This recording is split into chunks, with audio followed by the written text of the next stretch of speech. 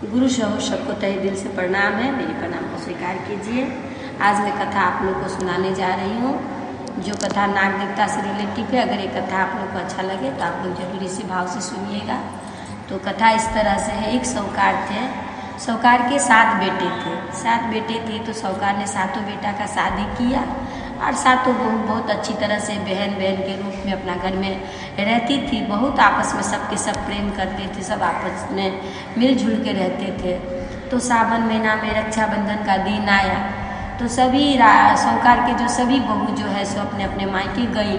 और छोटी बहू जो है तो उनका मायके नहीं था, क्योंकि उसका भाई नहीं था तो वो नहीं गई। तो वो क्या करती थी कि हमेशा जो है सो मट्टी लाने जाती थी। वहाँ पे जो एक सांप रहता था तो क्या करती, जब भी मट्टी लाने जाती तो थोड़ा सा जो है दूध लेके जाती। वहाँ पर जो है नाग देवता को दूध अलावा एक कटोरा में दे दिया करती थी। तो मारती नहीं थी, मट्टी खोदती तो उसी के साथ अगर उसे कहीं सांप दिख जाता तो थोड़ा सा दूध लावा जो है ले जा करके वो वहाँ पर हर पूर्णिमा की पूर्णिमा दे दिया करती थी।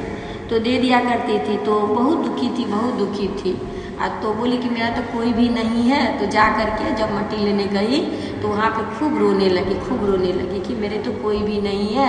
सभी जेठानी मेरी गई है रक्षाबंधन में राखी बांधने के लिए और मेरे तो कोई है ही नहीं, तो मैं किसे राखी बांधूं। ऐसा करके वहाँ पर मन ही मन अपना कष्ट जो है सो प्रकट करके रोने लगी।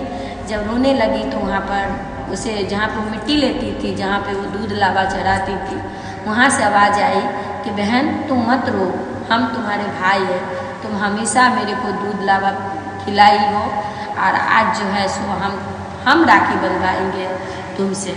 तो बहुत चौंक गई, इधर उधर देखने लगी कि भाई यहाँ पर सुन सन्नाटा जगह में तो कोई भी नहीं है। तो फिर आवाज़ आई कहाँ से। फिर इधर उधर देखने लगी तो नाग देखे कि एक नाग जो है सो मट्टी से निकल के आया और आते ही इंसान का रूप ले लेता है।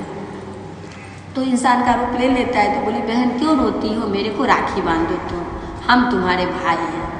तो बोली कि मेरे हाथ में तो राखी नहीं है, मैं तो ऐसे ही आई थी, अपना कष्ट यहीं पे दूध लावा आपको चढ़ाती हूँ और कोई भी मेरे को किसी को दुख सुनाने का जगह नहीं मिलता है। तो यहाँ पर रो रही थी, आपको मैं सुना रही थी कष्ट।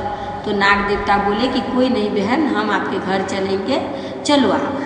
तो वो अपना जो है सो भाई को, जो नाग देवता भाई थे, उनको अपना ससुराल लेकर के गई। तो सास ससुर से सबसे मिलवाई कि ये मेरे भाई है, आए हैं राखी बंधवाने के लिए। तो बहुत खुश हुए कि तुम बोल रही थी कि मेरा भाई नहीं है। तो बोली कि नहीं, मेरा मुँह बोला भाई है जो कि मेरे को लेने आया है और राखी बंधवाना है। तो सास बोली कि बहुत अच्छा, राखी बांध के और अच्छा से खाना उना उनको जी खिला करके भाई के साथ अपना जाओ। तो वो बहन जो थी सो भाई को राखी बांध कर खिला करके भाई बोली बहन चलो मेरे घर। तो अपना ले करके जो है बहन को अपना जो भी कपड़ा लता बहन थी ले करके गई। तो मतलब नागलोक में उनको ले करके गए। तो नागलोक में ले करके गए तो मतलब बहुत सारे नागिन बहुत। तो नागिन कहने लगी कि आप किसको लेके आए हैं। तो बोले कि देखिए मेरी बहन है, मैं अपना बहन को लेके आया हूँ। तो बोली कि तो मृत लोक का इंसान है और आप यहाँ नागलोक में लेके आए हैं। तो बोले कि हाँ, जब हम इनको अपना बहन बनाए हैं तो तुम भी इसे अपना ननद मान। तो बोली कि चलिए कोई बात नहीं है, जब आपकी बहन है तो मेरी भी ननद है। तो बहुत ही प्यार से वहाँ रहने लगी, बहुत ही अपना लाड़ दुलाड़ जो है सो भाभी भैया से अपना पाने लगी। तो आप तो जानते हैं कि जैसे कि नाग को बहुत सारे बच्चे होते हैं, तो वो डेली देखती थी कि उसकी भाभी जो है सो दूध गर्म करती और गर्म करके जब दूध ठंडा हो जाता तो एक घंटी बंधा हुआ था उनके घर में, वो घंटी को बजा देती। तो घंटी को बजा देती तो सभी नाग जो है छोटा छोटा मटका के बिल से निकल के और वो दूध पी लेते थे। तो वहाँ रहते सीख गई। तो एक दिन भाभी जो है वो उसकी बाजार बोली मैं जाऊँगी। तो बोली भाभी कोई बात नहीं है, आप बाजार जा रहे हैं तो जाइए और ये बच्चे को मैं दूध पिला दूँगी, क्योंकि मैं आपको डेली देखती हूँ आप दूध गर्म करके ठंडा करते हैं, ठंडा करने के बाद घंटी बजाते हैं, जब ठंडा हो जाता है तो घंटी बजाते हैं, तब जाके जो है ये दूध बच्चा लोग को पिलाते। तो मैं भी वैसे ही पिला दूँगी। तो वो नागिन बोली कि ठीक है। अब इसे इतना पता नहीं था वो क्या कि थोड़ा पहले ही घंटी बजा दी। पहले घंटी बजाती तो सब बच्चे आ गए, आकर के दूध पीने लगे। अब पीने लगे तो 2-4 ठो बच्चा जो है उनका जीभ जल गया, मुँह जल गया। अब जल गया तो सब छटपटाने लगे।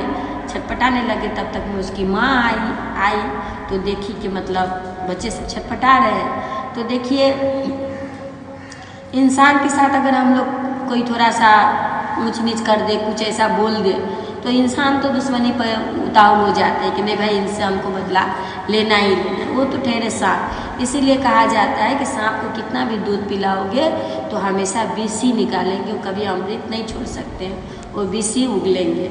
तो वो नागिन कहती है कि इसको तुम लोग डस लो इसे। तो वो बोली कि देखिए भाभी, मेरी इसमें कोई कसूर नहीं है। दरअसल क्या हुआ, थोड़ा जल्दी घंटी हम बजा दिए तो बच्चा लोग जो है सो मतलब दूध पी लिए, तो इसी के माध्यम से उनका मुँह जल गया। फिर नाग जो है बहुत समझाए कि देखो अतिथि देवो भव, हमारे घर में हमारी बहन आई है, आप उनके साथ ऐसा व्यवहार मत कीजिए, उन्हें माफ़ कर दीजिए, वो ऐसा फिर कभी नहीं करेगी। ऐसा करके जो है नाग देवता ने क्षमा मांगी अपनी पत्नी से। और फिर वो बहन जो थी, जो गई थी उनके घर में ननद स्वरूप, उन्होंने भी क्षमा मांगी और मांग करके जो है सो फिर उन्हें क्षमा कर दिया गया।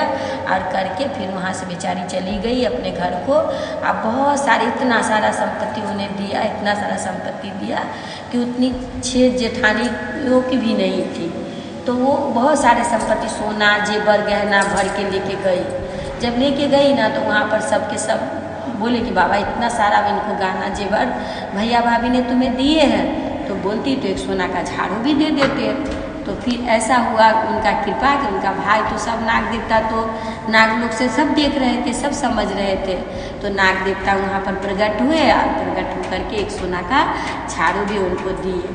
तो बहुत ही उनका मान सम्मान हुई छोटी बहू को। और कहते हैं कि बहुत ही उनको लाड दुलार प्यार सभी करने लगे, सभी मिलकर रहने लगे। तो हमें यही सीख देती है कि हमेशा हम लोग मिलकर रहे, हमेशा एकता में ही मतलब बहुत शक्ति है। इंसान अगर एक बनकर रहे तो देखिए 10 लाठी को कोई अकेला नहीं तोड़ सकता है। अगर एक सिंगल लकड़ी हो तो उसे कोई भी तोड़ सकता है। तो सब मिलकर प्रेम से एक साथ में रहे, बहुत अच्छी बात है।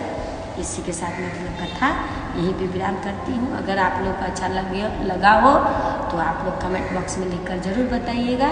गुरु सबको प्रणाम करती हूँ, मेरे प्रणाम।